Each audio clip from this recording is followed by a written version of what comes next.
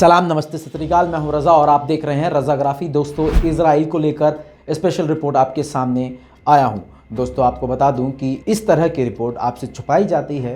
गोदी मीडिया की तरह इंटरनेशनल मीडिया भी ऐसा है जो हमेशा इजराइल और अमेरिका के पक्ष में ही सारी खबरें दिखाता है। तो दोस्तों, हमारी कोशिश है कि जो जेन्युइन चीज़ें हैं जो आपसे छुपाई जाती हैं वो आपको आसान ज़बान में बताई जाए। आपको बता दूं कि वक्त बदल रहा है, माहौल बदल रहा है, सारी चीज़ें बदल रही हैं, तौर तरीके बदल रहे हैं, जंग का तरीका भी बदल रहा है, लोगों के दुश्मन और दोस्त भी अब अदल बदल रहे हैं।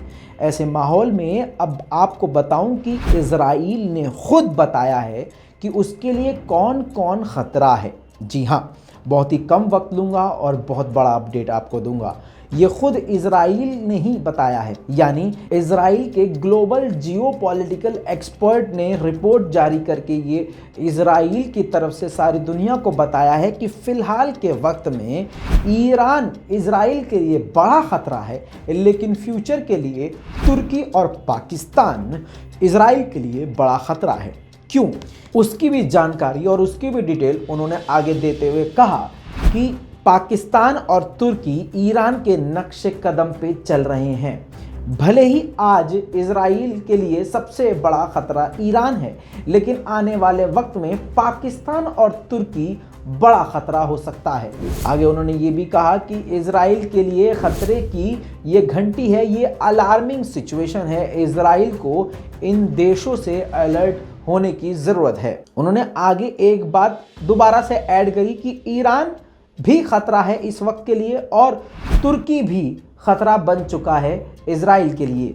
उन्होंने ये भी दावा किया कि जो इब्राहिम समझौता ट्रंप ने करवाया था, यानी जो यूएई, बहरीन, इन सभी देशों को मिलवा दिया था, उसके बाद इस पूरे क्षेत्र में एक ही सबसे बड़ा खतरा है, वो है ईरान। आपको बता दूं कि जाने अनजाने में इजराइल के इस एक्सपर्ट ने एक अच्छी बात भी बता दी है। ये तमाम मुसलमानों को समझ लेनी चाहिए। इजराइल के इस एक्सपर्ट ने यह भी बताया कि ईरान का परमाणु समझौता या फिर ईरान के शिया जो सरकार है वो, या लेबनान में हिजबुल्लाह को समर्थन देने वाले सुन्नी मुसलमान हो, ये सभी इजराइल के लिए ख़तरा हैं। यानी आप समझिए, इजराइल कह रहा है कि शिया हो या सुन्नी, कोई भी हो, अगर वो मुसलमान है तो वो इजराइल के लिए बड़ा ख़तरा है। आगे इजराइल ने ये भी कहा कि सुन्नी हमास को और सुन्नी लेबनान को ईरान यानी शिया एक सरकार जहां पर है वो इन सुन्नी समुदाय को समर्थन देती है और हथियार और ट्रेनिंग देती है। यानी ढके छुपे जाने अनजाने लफ्ज़ों में इजराइल ने बता दिया कि मुसलमानों, तुम आपस में लड़ते भिड़ते हो, लेकिन हमें पता है कि हमें खतरा तुम्हारी एकता से है। दोस्तों, आगे बढ़कर एक और बात बता दूं, फिलिस्तीन के फॉरेन मिनिस्टर ने कहा है, आपको द टाइम्स ऑफ इजराइल की रिपोर्ट के द्वारा ये बता रहा हूं रेफरेंस प्रूफ के तौर पे, कि जो 2 स्टेट सॉल्यूशन है उस पर बात करने के लिए, उसका हल निकालने के लिए अमेरिका, बाइडेन सरकार काफ़ी स्लो काम कर रही है। यानी बाइडेन सरकार नहीं चाहती कि 2 स्टेट सॉल्यूशन हो। इसीलिए दोस्तों, मैं हमेशा से कहता आया हूं, अमेरिका इजराइल एक है और एक से बढ़कर एक जलील अमेरिका इजराइल। फिलिस्तीन के फॉरेन मिनिस्टर ये भी कह चुके हैं, इसी रिपोर्ट में कहा है कि डोनाल्ड ट्रंप के ही नक्शेकदम पे बाइडेन सरकार चल रही है।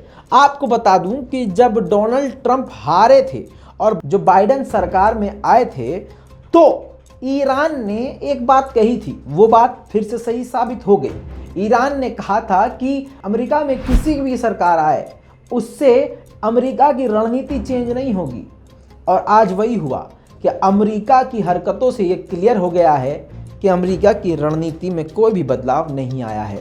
दोस्तों, एक बड़ा अपडेट आपको बता दूं, एक तरफ तो ये सारे खतरे बताए हैं, कौन कौन से देश आने वाले वक्त में खतरा है, जिसमें पाकिस्तान, तुर्की और ईरान तो है ही।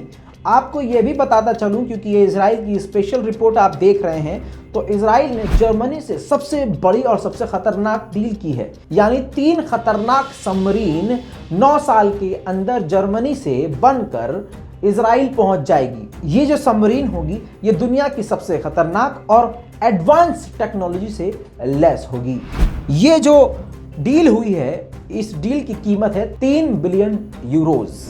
दोस्तों, यूएन में जो अमेरिका का मिनिस्टर है, एनवॉय है, उसने यूएन में बड़ा बयान दिया है और वो भी इजराइल के खिलाफ। जी हां, आपको बता दूं कि जिस प्रकार से मैंने आपको कल की रिपोर्ट में बताया और दिखाया था कि वेस्ट बैंक से लेकर फिलिस्तीन के अलग अलग इलाकों में फिलिस्तीनियों के घरों को उनके सामान समेत तोड़ दिया जा रहा है। इस कड़ाके की ठंड में उनके घरों को तोड़ दिया जा रहा है और उनके खुले आसमान के नीचे उनके बच्चों और बूढ़े बुजुर्गों को छोड़ दिया गया है। इसकी आलोचना करते हुए यूएस के एनवॉय ने यूएन में कहा है कि ये जो कार्रवाई इजराइल कर रहा है ये गलत है और इसको रोकना चाहिए।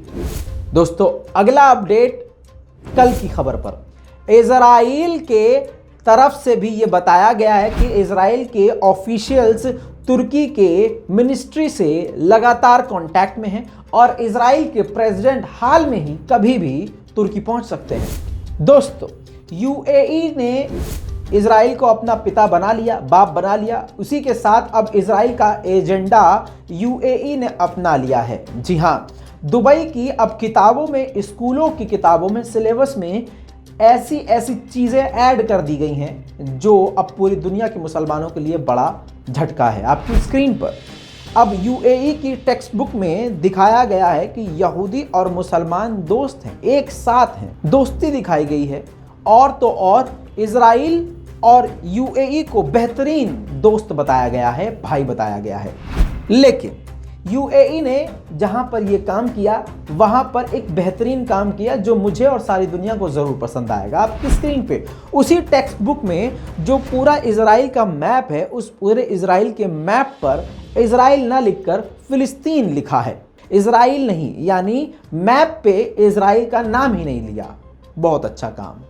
दोस्तों, इस पूरी रिपोर्ट पर आपकी क्या राय है? अपनी राय कमेंट में लिखिए, रिपोर्ट को शेयर कीजिए। चैनल को अगर सब्सक्राइब नहीं किया है तो लाल बटन को दबाइए और चैनल को सब्सक्राइब कर लीजिए। मैं हूं रजा और आप देख रहे हैं रजाग्राफी। जय हिंद।